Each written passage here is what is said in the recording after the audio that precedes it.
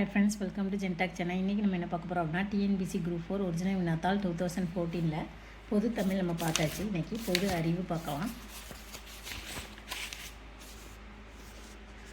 Lens ஒன்றின் திறன் 0.5 dioptre எனில் அதன் குவி தூரம் மற்றும் அதன் வகை என்ன? Answer A 2 metre. வகை என்ன வகை அப்படின்னா குழி வகை. குவி தூரம் 2 மீட்டர், இதனுடைய வகை குழி வகை. குழி லென்ஸின் திறன் எதிர்குறி உடையது. லென்ஸின் திறன் P = 1/f, 0.5 = 1/f. அப்போ குவி தொலைவு F எப்படி கண்டுபிடிக்கணும்? F இங்கே வந்துடும், P இங்கே வந்துடும். 1/0.5 = 2 மீட்டர். வகை என்ன வகை அப்படின்னா குழி லென்ஸ். வேறுபாடு இருப்பதை கண்டுபிடி. வெப்பத்துடன் சம்பந்தப்பட்டது ஒரு செயலில் எது அப்படின்னா உட்கவர்தல். வெப்ப பரிமாற்றம். ஒரு பொருளின் நிலையை பொறுத்து வெப்ப பரிமாற்றம் 3 வகைகளில் நடைபெறுகிறது. வெப்ப கடத்தல், வெப்பச்சலனம், வெப்ப கதிர்வீச்சு. இவற்றில் உட்கவர்தல் வேறுபட்டுள்ளது. பொட்டாசியம் குளோரைடு தீப்பெட்டி தொழிற்சாலைகள். எப்சம் உப்பு மலச்சிக்கலை தீர்க்க. காப்பர் சல்ஃபேட் உப்பு பூஞ்சை கொல்லியாக. பொட்டாசியம் நைட்ரேட் பட்டாசு. சரியான குச்சை தேர்வு செய்க. அண்ட அணு வெளியேற்றத்திற்கு பிறகு கிராஃபியன் பாலிக்கல்கள் உடைந்து கார்பஸ் லூட்டியாக மாறுகிறது. கார்பஸ் லூட்டியம் ஒரு நாளமில்லா சுரப்பியாக மாறுகிறது. ஆன்சர் 1 மற்றும் 2 சரி. அண்ட அணு வெளியேற்றத்திற்கு பிறகு லூட்டியஸ் நிலையில் எஞ்சியுள்ள கிராஃபியன் உண்பை ஒரு இடைக்கால நாளமில்லா சுரப்பியான கார்பஸ் லூட்டியம் என்ற அமைப்பாக மாறுகிறது. இந்த 2 கூச்சுமே சரி. சூடோமோனஸ் எனும் மரபு பொறியியல் மூலம் உருவாக்கப்பட்ட பாக்டீரியாவை கண்டறிந்தவர் டாக்டர் ஆனந்த மோகன் சக்ரபர்த்தி. 1970 டாக்டர் ஆனந்த் மோகன் சக்ரபர்த்தி எனும் இந்திய விஞ்ஞானி சூடோமோனஸ் எனும் பாக்டீரியாவை கண்டறிந்தார். பின்வரும் ஒன்றில் தவறான கூற்று மற்றும் கூற்றுகளை குறிப்பிடுக. ஆன்சர் டி 3 மற்றும் 4 தவறானது. அப்போ 1 2 சரி. தனக்கு தேவையான உணவை தானே தயாரித்துக் கொள்பவை தற்சார்பு உயிர்கள் சரி. தனக்கு தேவையான உணவை தானே தயாரிக்க முடியாதவை பிறசார்பு உயிர்கள் சரி. தனக்கு தேவையான உணவை தானே தயாரிக்க முடியாதவை தற்சார்பு உயிரிகள் தவறு. தனக்கு தேவையான உணவை தானே தயாரித்துக் கொள்வை பிறசார்பு உயிர்கள் தவறு. எய்ட்ஸ் வைரஸ் இந்த ஜினோமால் ஆனது. Answer B RNA. எய்ட்ஸ் இது மனித தடைக்காப்பு குறை வைரஸால் HIV ஏற்படுத்தப்படும் ஒரு கொடிய நோயாகும். இதில் நோய் தடைக்காப்பு மண்டலம் உடலின் நோய் காரணிகளை ஒடுக்குவதில் தோல்வியடைகிறது. இது லிம்போசைட்டுகளை தாக்கி பாதிப்படைந்த நபர்களில் நோய் தொற்றினை ஏற்படுத்துகிறது. எய்ட்ஸ் வைரஸ் RNA ஜினோமால் ஆனது. உள்ளாட்சி தேர்தலை எந்த அமைப்பு நடத்துகிறது? மாநில தேர்தல் ஆணையம். உள்ளாட்சி தேர்தல் பிரதிநிதிகளின் பதவிக்காலம் 5 ஆண்டுகள். எனவே இதற்கான தேர்தல் 5 ஆண்டுகளுக்கு ஒரு முறை நடைபெறுகிறது. மாநில தேர்தல் ஆணையம் இதற்கான தேர்தலை நடத்துகிறது. ஒவ்வொரு மாநிலத்திலும் ஒரு தேர்தல் ஆணையம் உள்ளது. தமிழகத்தின் தேர்தல் ஆணையம் சென்னை கோயம்பேட்டில் உள்ளது. எந்த இந்திய பிரதமரின் காலத்தில் தொங்கும் பாராளுமன்றம் ஏற்பட்டது? I.K. குஜ்ரால். நாடாளுமன்றத்தின் எந்த ஒரு கட்சிக்கும் தனி பெரும்பான்மை கிடைக்காமல் கூட்டணி கட்சிகள் உதவியுடன் அவர்களும் அமைச்சரவையில் இடம்பெற்ற அல்லது இடம்பெறாமல் வெளியில் இருந்து ஆதரவு அளிப்பதனால் நடக்கும் ஆட்சி தொங்கும் பாராளுமன்றம் எனப்படும். 10வது ஐந்தாண்டு திட்ட காலம் 2002 முதல் 2007. 10ஆண்டு ஐந்தாண்டு திட்டம் 2002-2007. இத்திட்டம் அடுத்த 10 ஆண்டுகளில் தனிநபர் வருவாயை 2 மடங்காக உயர்த்த இலக்கு நிர்ணயித்தது. இத்திட்டம் 2012 ஆண்டில் வறுமை விகிதத்தை 15% குறைக்கும் குறிக்கோளை கொண்டிருக்கும். இத்திட்டத்தின் வளர்ச்சி இலக்கு 8.0% ஆகும். இந்திய அரசியலமைப்பின் டேஷ் சட்டப்பிரிவின்படி எவரையும் விசாரணையின்றி கைது செய்யக்கூடாது. விதி 22. ஷரத் 22 சில வழக்குகளில் கைது செய்தல், சிறை வைத்தலுக்கு எதிரான பாதுகாப்பு. ஷரத் 23 மனித உயிரினங்களை விலைக்கு வாங்குவது, விற்பது, வேலைக்கு கட்டாயப்படுத்துவது ஆகியவற்றிற்கு தடை. ஷரத் 24 தொழிற்சாலைகளும் இன்ன பிறவற்றிலும் குழந்தைகளை பணிக்கு அமர்த்துதல் தடை செய்யப்பட்டுள்ளது. ஷரத் 25 மனசாட்சிப்படி செயல்பட மற்றும் தமது மதத்தை தழுவ வழிபாடு மேற்கொள்ள பரப்புவதற்கும் உள்ள சுதந்திரம். அடிப்படை உரிமைகளில் இந்திய அரசியலமைப்பில் சேர்க்கப்பட்டுள்ள பகுதி எது? பகுதி 3. அடிப்படை உரிமைகள். இந்தியா மற்றும் அமெரிக்க ஐக்கிய நாடுகளில் இவ்வகையான அடிப்படை உரிமைகள் குடிமக்களுக்கு அரசியலமைப்பில் உறுதி செய்யப்பட்டுள்ளன. இந்தியாவில் அடிப்படை உரிமைகள் அரசியலமைப்பின் பகுதி 3இல் சேர்க்கப்பட்டுள்ளன. பிரிவு 12 முதல் 35 வரை வரையறுக்கப்பட்டுள்ளன. இவை தனி மனித முழு வளர்ச்சிக்கு சூழ்நிலைகளை வகுத்து கொடுப்பதோடு உண்மையான மக்களாட்சியை அனுபவிப்பதற்கும் உதவி புரிகின்றன. இந்த உரிமைகள் சட்டத்தின் முன் எல்லா குடிமக்களுக்கும் சமத்துவத்தையும் வழங்குகின்றன. அடிப்படை உரிமைகள் தனி மனித நலனுக்கும் பொது நலனுக்கும் இடையே சமநிலையை ஏற்படுத்துகின்றன. இந்திய அரசியலமைப்பு தொடக்கத்தில் 7 அடிப்படை உரிமைகளை கொண்டிருந்தது. 1978 44வது அரசியலமைப்பு சட்டத்திருத்தத்தின்படி சொத்துரிமை அடிப்படை உரிமையிலிருந்து நீக்கம் செய்யப்பட்டதால் தற்போது 6 அடிப்படை உரிமைகள் உள்ளன. உலக வரலாற்றின் சுருக்கங்கள் என்ற நூலை எழுதியவர் யார்? ஜவஹர்லால் நேரு. உலக வரலாற்றின் சுருக்கங்கள் கிளிம்சஸ் ஆஃப் வேர்ல்டு ஹிஸ்டரி என்ற நூலை எழுதியவர் முன்னாள் இந்திய பிரதமரும் விடுதலை போராட்ட வீரருமான ஜவஹர்லால் நேரு ஆவார். உலக வரலாறு குறித்து தன் மகள் இந்திரா காந்திக்கு எழுதிய கடிதங்களில் தொகுப்பே இந்த புத்தகம் ஆகும். இக்கடிதங்கள் 1930 மற்றும் 1933 ஆகிய ஆண்டுகளில் இடைப்பகுதியில் எழுதப்பட்டன. 42வது சட்ட திருத்தம் நடைமுறைக்கு வந்த ஆண்டு 1976. 42வது திருத்தச் சட்டம். இது ஒரு சிறு அரசியலமைப்பு என்று அழைக்கப்படுகிறது. ஸ்வரன் சிங் குழுவின் பரிந்துரையின் பேரில் சில மாற்றங்கள் செய்யப்பட்டன. அரசியல் சாசனத்தின் முன்னுரையில் 3 புதிய சொற்கள் மத சார்பற்ற, ஒருமைப்பாடு, சமதர்மம் சேர்க்கப்பட்டன. மேலும் குடிமக்களுக்கான அடிப்படை கடமைகள் புதிய பகுதி 4A சேர்க்கப்பட்டன. அமைச்சரவையின் ஆலோசனை முடிவுகள் மூலம் குடியரசுத் தலைவரை கட்டுப்படுத்தவும் வழிவகை செய்தது. புதிய ஷரத்துக்கள் 32A சமநீதி மற்றும் இலவச சட்ட நீதி, 43A தொழிற்சாலைகளின் நிர்வாகத்தில் தொழிலாளர்களின் பங்கேற்பு ஆகியவை சேர்க்கப்பட்டன. சுற்றுச்சூழல் பாதுகாப்பு மற்றும் மேம்பாடு, காடுகள், வன விலங்குகளின் பாதுகாப்பு, நீதிமன்றங்களின் நீதி, அரசியலமைப்பு குறித்த உறுப்புகள் சேர்க்கப்பட்டன. நம் நாட்டில் அனைவருக்கும் சமச்சீர் கல்விக் கொள்கையை அறிமுகப்படுத்தப்பட்ட ஆண்டு 1968. தேசிய கல்விக் கொள்கை 1968ஆம் ஆண்டு முதலில் உருவாக்கப்பட்டது. இந்த தேசிய கல்விக் கொள்கையை வகுக்க DS கோத்தாரி தலைமையில் ஒரு ஆணையம் அமைக்கப்பட்டது. இதில் 14 வயது வரை கட்டாய கல்வி, மும்மொழி கொள்கையை, ஆங்கிலம், இந்தி, பிராந்திய மொழி அறிமுகப்படுத்துதல் மற்றும் பல்வேறு வேறுபாடுடைய இந்திய நாட்டிற்கு சமச்சீர் கொள்கையை அறிமுகப்படுத்துதல் போன்ற பல பரிந்துரைகள் முன்மொழியப்பட்டன. இதன் மூலம் 1968ஆம் ஆண்டு தேசிய கல்விக் கொள்கையானது நாடு முழுவதும் ஒரே மாதிரியான கல்வி முறையை அறிமுகப்படுத்தப்பட்டது. FERA என்பது டேஸ் பரிவர்த்தனை பரிமாற்றம் முறைப்படுத்தப்பட்ட சட்டம். அயல்நாட்டு பரிவர்த்தனை அந்நிய செலவாணி கட்டுப்பாட்டு சட்டம் அல்லது அயல்நாட்டு பரிவர்த்தனை முறைப்படுத்தப்பட்ட சட்டம்.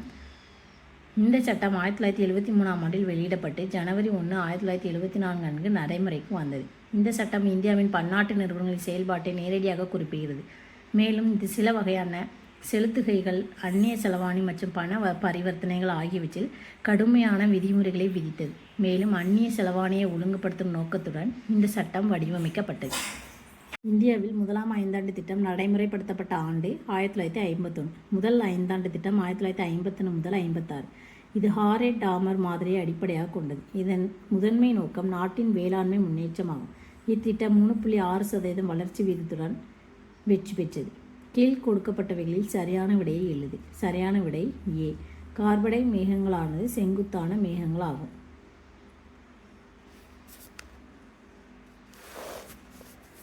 கார்படை மேகங்கள் அப்படிங்கிறது செங்குத்தானவை, புவியின் மேற்பரப்பை ஒட்டிய பகுதியில் கருமையான நிறத்தில் காணப்படுகின்றன. மலை, பனி மற்றும் ஆலங்கட்டி மலையுடன் தொடர்புடையவை. மக்கட்தொகை சீரழித்து பரவி கிடக்க முக்கிய 2 காரணிகள் நிலத்தோற்றம், காலநிலை.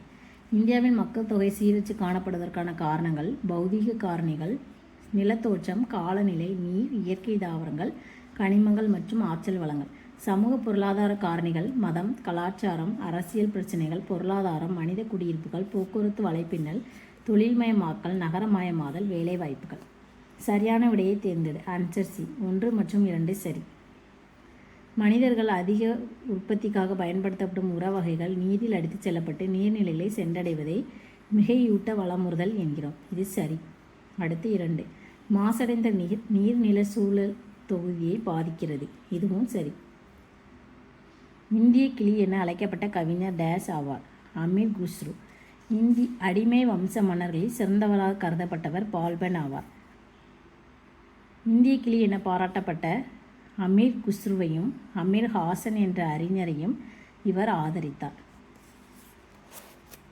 சிவாஜி பிறந்தது எந்த ஊர்? ஷிவ்னேர். சிவாஜி 1627 முதல் 1680. ஜீனார் என்ற இடத்திற்கு அருகே ஷிவ்னர் என்ற பகுதியில் ஷாஜி போன்ஸ்லே மற்றும் அவரது முதல் மனைவி ஜீஜாபாய்க்கும் மகனாக சிவாஜி பிறந்தார். தாய் வழியில் தேவகிரியை ஆண்ட யாதவ மன்னர்களின் வழித்தோன்றலாகவும் தந்தை வழியில் மேவாரின் சிசோடியாக்களின் வழித்தோன்றலையும் சிவாஜி விளங்கினார். கிபி 1674 ஜூன் 6ஆம் தேதி சிவாஜி ராய்கர் கோட்டையில் வேத முறைப்படி அரியணை ஏறினார். சத்ரபதி என்ற பட்டத்தை சூட்டிக் கொண்டார். மொழி என்பது இணைப்பு கருவி. பின்வருவனவற்றில் எது சரியாக பொருந்தியுள்ளது? Answer C. வரி பொத்தகம், சோழர். குடவோலை முறை அப்படிங்கிறது சோழர் காலத்தில் இந்த தேர்தல் முறை பயன்படுத்தப்பட்டது. வாரிய பெருமக்கள் அப்படிங்கிறது சோழர் காலத்தில் வாரிய உறுப்பினர்கள் வாரிய பெருமக்கள் எனப்பட்டன. பூமி புத்திரர் அப்படிங்கிறது வேளாண் தொழில் செய்வோர். வரி புத்தகம் ராஜராஜ சோழன் ஆட்சி காலத்தில் எழுதப்பட்ட புத்தகம் ஆகும். பின்புறம் வச்சு எது சரியாக பொருந்தியுள்ளது. இல்லை ஆன்சர் எதுவும் கொடுக்கல. செங்கோட்டையை சேர்ந்த வாஞ்சிநாதன் 1911 ஜூன் 17 திருநெல்வேலி மாவட்ட ஆட்சியரான ராபர்ட் WDE ஆஷ் என்பவரை மணியாச்சில் ரயில் சந்திப்பில் சுட்டுக் கொண்டார். ஜாலியன்வால் வாலாபாக் துயரத்தை விசாரிக்க வில்லியம் ஹண்டர் தலைமையில் ஒரு விசாரணை குழு அமைக்கப்பட்டது. கல்லுண்பதை எதிர்த்து தனக்கு சொந்தமான தோப்பில் இருந்த தென்னை மரங்கள் அனைத்தையும் பெரியார் வெட்டி வீழ்த்தினார். மோதிலால் நேரு மற்றும் CR தாஸ் ஆகியோர் இணைந்து சுயராஜ்ய கட்சியை தொடங்கினர்.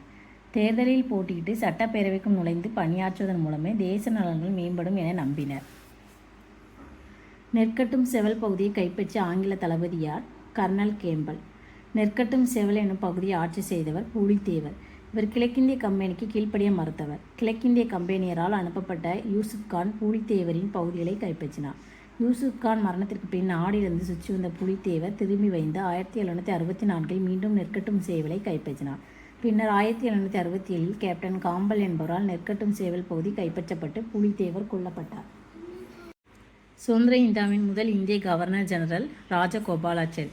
சுதந்திர இந்தியாவின் முதல் கவர்னர் ஜெனரல் மவுண்ட் பேட்டன். சுதந்திர இந்தியாவின் முதல் இந்திய கவர்னர் ஜெனரல் ராஜகோபாலாச்சாரி. சுதந்திரத்துக்கு முன்னர் இந்தியாவின் கடைசி கவர்னர் ஜெனரல் மற்றும் முதலாவது வைஸ்ராய் கானிங் பிரபு. இந்திய உள்ளாட்சி அமைப்புகளின் தந்தை ரிப்பன் பிரபு. ரவீந்திரநாத் தாகூர் எந்த நிகழ்ச்சியில் எதிர்த்து தனது நைட்வுட் பட்டத்தை துறந்தார்? ஆன்சர் ஏ, ஜாலியன் வாலாபாக் படுகொலை.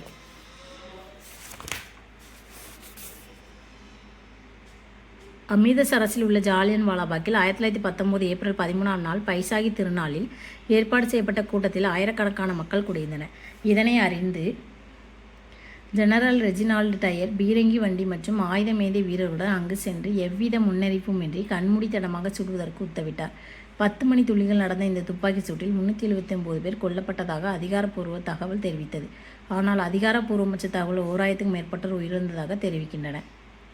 இச்சம்பவத்திற்கு பிறகு படைத்துறை சட்டம் அறிவிக்கப்பட்டு அமிர்தசரஸ் மக்களை சவுக்கால் அடித்து தெருக்களில் தவளவிட்டன. இக்கொடுமைகள் இந்தியர்களை கொதித்தல செய்தன. ரவீந்திரநாத் தாகூர் வீர திருமகன் என்ற அரசு பட்டத்தை திருப்பிக் கொடுத்தார். ஹெய்சர்-இ-ஹிந்த் என்ற பதக்கத்தை காந்தியடிகள் திருப்பிக் கொடுத்தார். தவறான இணையை கண்டுபிடி.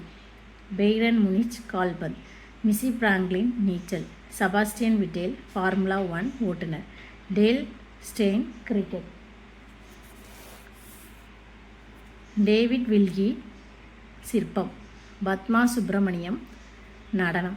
அப்துல் வாஹித் ஹான் இசை. அகஸ்தேர் ரோடின் சிற்பம். டேவிட் வில்கி ஓவியம். அடுத்து பொறுத்துக. கீழ்கண்டவற்றை பொறுத்துக. ஆப்கானிஸ்தான் தேசிய சபை. அர்ஜென்டினா தேசிய காங்கிரஸ். Zimbabwe house of assembly. Singapore பாராளுமன்றம். 16வது மக்களவைத் தேர்தலில் தமிழகத்தில் அதிக வாக்குப்பதிவு நடைபெற்றுள்ள தொகுதி எது? தர்மபுரி. தூர்தர்ஷன் காற்றலைகளின் மூலமாக இலவச DTH சேவை அளிக்கும் அலைவரிசைகள். ஆன்சர் 1 மற்றும் 2. KU அலைவரிசை, DD டைரக்ட் ப்ளஸ்.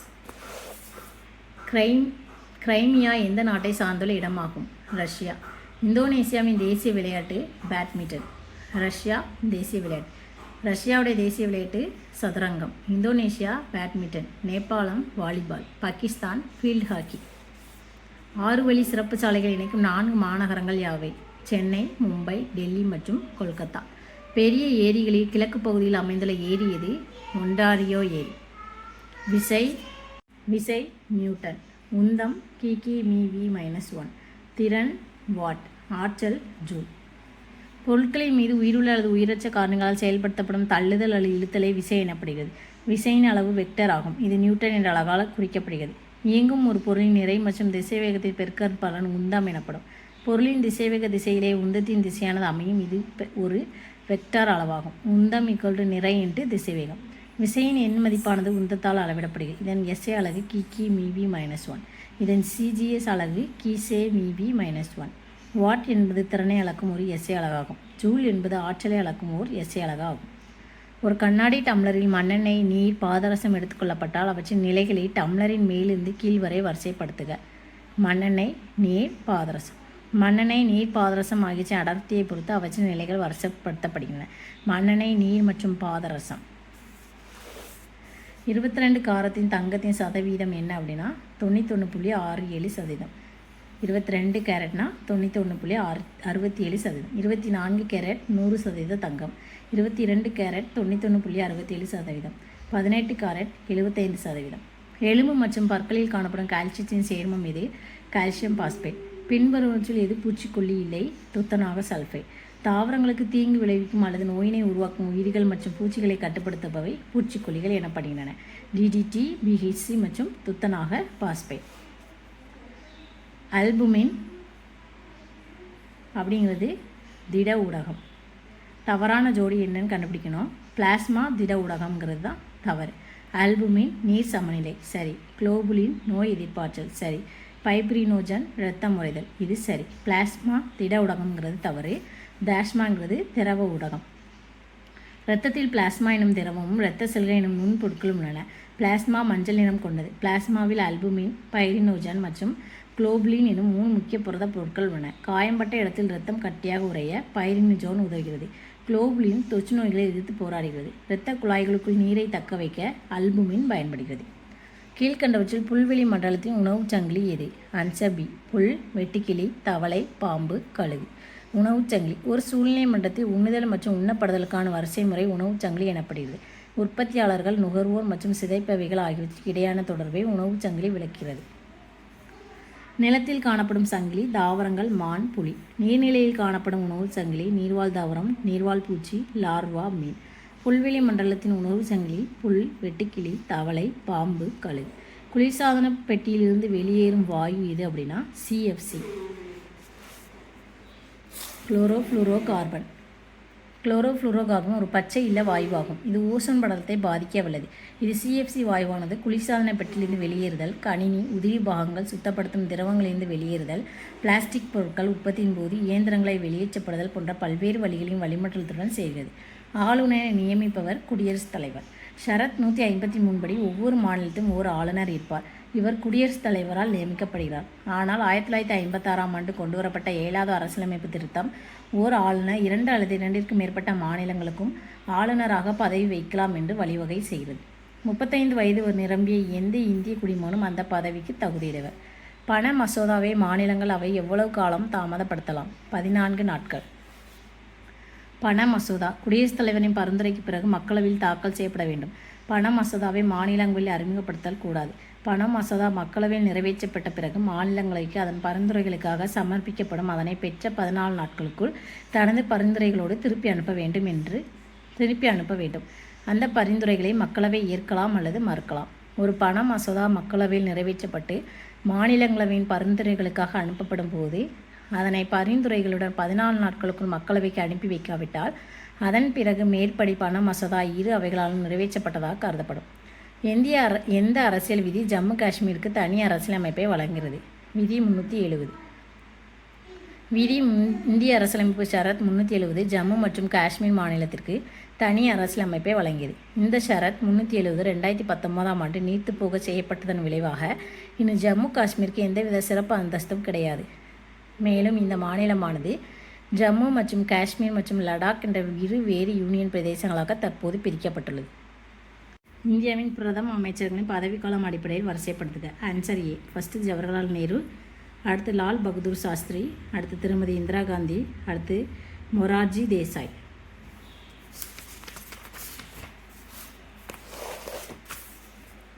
பிரதமர்கள் பதவிக்காலம் ஜவஹர்லால் நேரு 47 முதல் 1964 வரை, திரு லால் பகதூர் சாஸ்திரி 1964 முதல் 66 வரை, திருமதி இந்திரா காந்தி 1966 முதல் 77, அடுத்து 1980 1984 வரை, திரு மொரார்ஜி தேசாய் 1977 79 வரை. சிட்டிசன் எனும் சொல் எம்மொழியிலிருந்து பெறப்பட்டது? லத்தீன். மாவட்ட அளவில் பலதரப்பட்ட பணிபுரியும் பணியாளராக இருப்பவர் யார்? மாவட்ட ஆட்சியர். கீழ்கண்ட வாக்கியங்களை கவனி. ஆன்சர் ஏ மற்றும் ஆர் சரியானவை. கூற்று ஏ.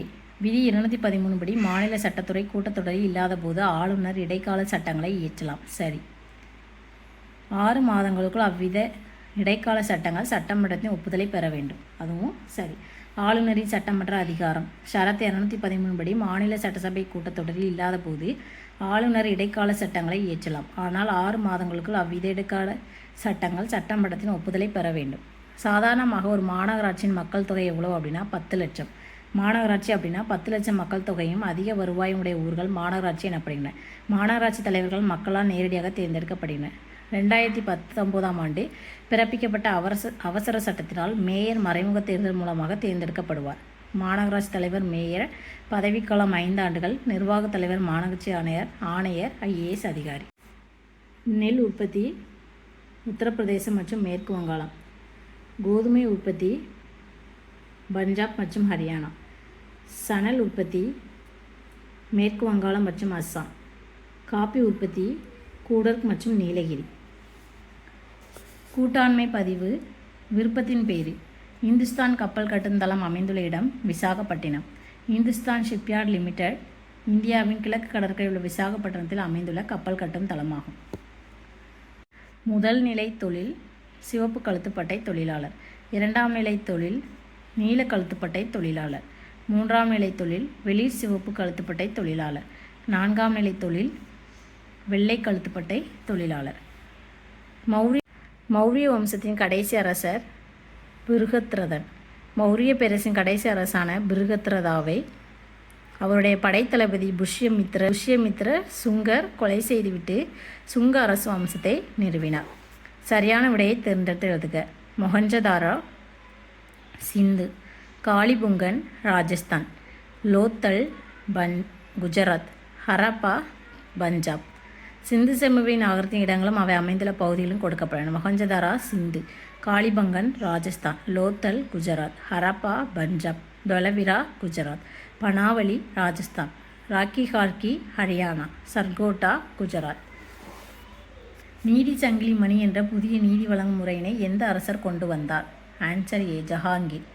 ஜஹாங்கீர் அக்பர் பின் அவருடைய மகன் சலீம் ஜஹாங்கீர் என்ற பட்டப்பெயருடன் அரியணை ஏறினார். ஜஹாங்கீர் நீதித்துறை சிறந்து விளங்கினார். இவர் பதவி ஏற்கும்போது நீதி சங்கிலி மணி என்ற முறையை அறிமுகப்படுத்தினார். இது நீதிமணி சாபாஜ் எனப்பட்டது. சூரானின்படி மாமலுக் என்பதன் அர்த்தம் அடிமை. அடிமை வம்சத்தை மாம்லுக் வம்சம் என்று கூறுவர். மாம்லுக் என்பதற்கு உடைமை என்பது பொருளாகும். இது அடிமை என்பதற்கான அரபு தகுதி பெயராகும். விஜயநகர பேரரசு தோற்றுவிக்கப்பட்ட ஆண்டு கிபி 1336. கல்வெட்டு சான்றுகளின் அடிப்படையில் விஜயநகர அரசை தோற்றுவித்தவர் சங்கமரின் புதல்வர்களான ஹரிஹரர் மற்றும் புக்கர் ஆகியோர் ஆவர்.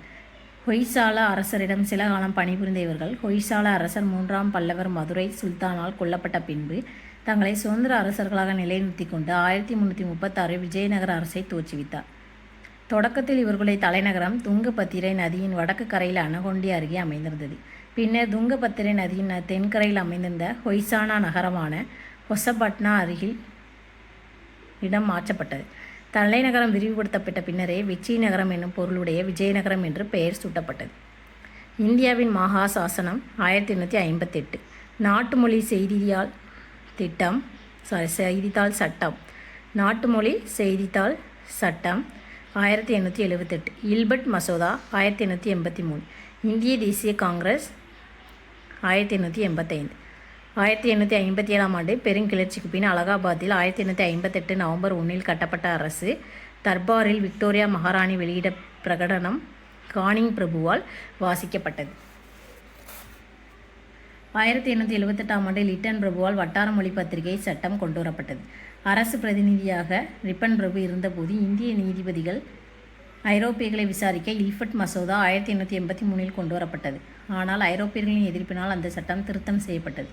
1885ஆம் ஆண்டு டிசம்பர் 28ஆம் நாள் பம்பாயில் அகில இந்திய அளவில் செயல்படும் ஒரு அமைப்பாக இந்திய தேசிய காங்கிரஸ் AOHUM என்ற ஓய்வு பெற்ற ICC அதிகாரிகள் உதவியுடன் உருவாக்கப்பட்டது. கீழ்கண்டவற்றில் தவறான எவை? 2 மட்டும் தவறு. இந்திய தேசிய வளர சமூக சீர்திருத்த இயக்கங்களை எந்த பங்களிப்பும் செய்யவில்லைங்கிறது தவறு. மீதி எல்லாமே சரி. இந்திய தேசிய இயக்கத்தில் ஆங்கில மொழி பெரும் பங்காற்றியது சரி. பிரிட்டிஷாரின் பொருளாதார சுரண்டல் இந்திய தேசியம் வளர முக்கிய காரணம் சரி. லிட்டனில் டெல்லி தர்பாரும் நாட்டு மொழி செய்தித்தாள் சட்டமும் தேசியம் வளர வழிகோலியது, இதுவும் சரி. இந்திய தேசியம் வளர சமூக சீர்திருத்த இயக்கங்கள் முக்கிய பங்காற்றியுள்ளன. ஆங்கிலேய செல்வாக்கின் தாக்கத்திற்கு ஆட்பட்ட முதல் மாகாணம் வங்காளமாகும். அதனால் பல சீர்திருத்த கருத்துக்கள் வங்காளத்திலிருந்து தோன்றின. 19ஆம் நூற்றாண்டில் இறுதி பத்தாண்டுகளில் எதிர்ப்புகளின் வெளிப்பாடுகளும் ஆட்சித்திற்கான வேட்கையும் பல்வகைப்பட்ட சீர்திருத்த இயக்கங்களின் மூலம் வெளிப்பட்டன. இவ்வியக்கங்களின் இந்திய மக்களின் மத கண்ணோட்டத்தையும் சமூக நிறுவனங்களை சீர்திருத்துவதையும் ஜனநாயகப்படுத்துவதையும் குறிக்கோளாக கொண்டிருந்தன. இந்த சீர்திருத்த இயக்கங்களுக்கு பகுத்தறிவு, மனிதநேயம், உலகளாவிய மத உணர்வு ஆகியவை கருத்து ஒற்றுமையை வழங்கின. தேசிய தொழில்நுட்ப நாளாக இந்தியா கொண்டாடும் நாள் மே 11 தேசிய தொழில்நுட்ப தினம். நாட்டின் தொழில்நுட்ப முன்னேற்றங்களை அங்கீகரிக்கவும், புதிய கண்டுபிடிப்புகளை ஊக்குவிக்கவும், தொழில்நுட்பத்தின் மீதான ஆர்வத்தை மக்களிடையே ஏற்படுத்தும் வகையில் தேசிய தொழில்நுட்ப தினம் மே 11 அன்று நாடு முழுவதும் கொண்டாடப்படுகிறது. மறைந்த முன்னாள் அணு விஞ்ஞானி அப்துல் கலாம் மற்றும் விஞ்ஞானி சிதம்பரம் குழுவினால் கடும் முயற்சியால் இந்தியாவின் அணுகுண்டு வெடிப்பு சோதனையானது 1998ஆம் ஆண்டு மே 11ஆம் தேதி வெற்றிகரமாக நடத்தப்பட்டது.